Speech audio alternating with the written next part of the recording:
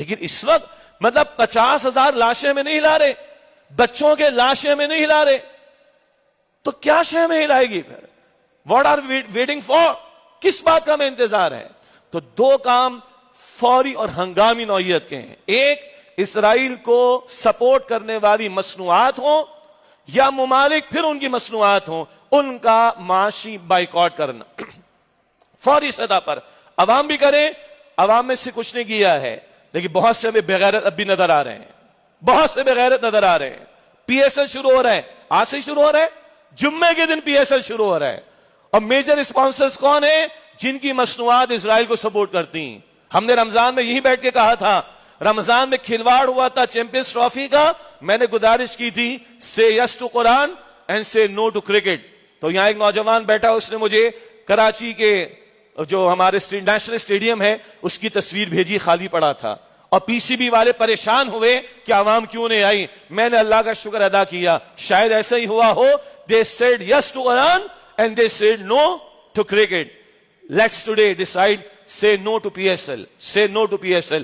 جانا تو دور کی بات ہے, مت دیکھیں اس کو, مت دیکھیں, نہ ملے ان لوگوں کو ویوز. ان کے ہوش ٹھکانے آئیں گے, ان کے ہوش ٹھکانے آئے ہیں. یہ کہتے جناب 20% آپ کو ایڈٹ کوانٹٹی ہم دے رہے ہیں, buy one get one free ہم آپ کو دے رہے ہیں, ہم آپ کو فلاں ڈیل دے رہے ہیں, ہم آپ کو اور زیادہ کوانٹٹی دے رہے ہیں. What are they checking? What are they testing? Our faith. میرا اور آپ کا ایمان, یہ غیرت کا تقاضا ہے. اس آمدنی سے میرا اور آپ کے بچے شہید ہوں, بہنیں شہید ہوں, مسجدیں شہید ہوں, کوئی ایمان ہے ہمارا؟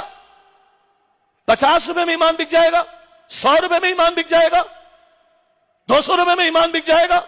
They are testing our faith. یہ ہمارے ایمان کا ٹیسٹ لے رہے ہیں. یہ تو کر لے کم سے کم. چھوڑ دیں گے فلاں سافٹ ڈرنکس, چھوڑ دیں گے فلاں ریسٹورنٹ کی فلاں چیزیں, مر جائیں گے کیا ہم لوگ؟ جن کو دال روٹی میسر نہیں ہے ان کو تو سامنے رکھ لے خدا کے واسطے.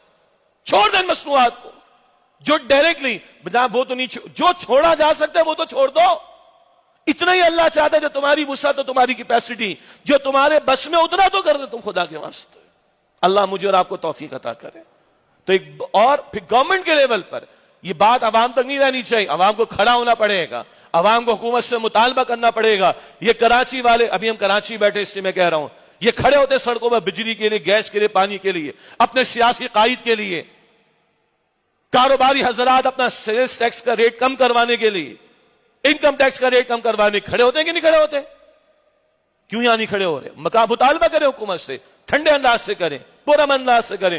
بھائیوں کی گاڑیاں نہ جلائیں, اپنے بھائیوں کی دکانیں نہ جلائیں. حکمرانوں سے مطالبہ تو کریں, آپ قانون پاس کرو.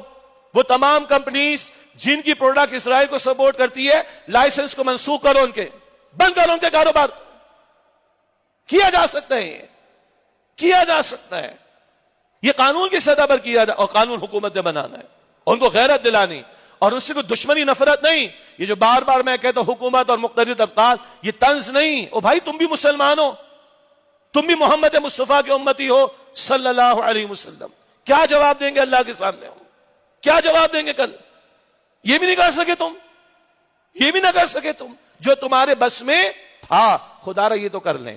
تو ایک میں کچھ باتیں کم کر رہا ہوں, پھر کبھی بیان ہو جائیں گی انشاءاللہ. ایک بڑا کام معاشی طور پر بائیکاٹ ہم سب طے کریں.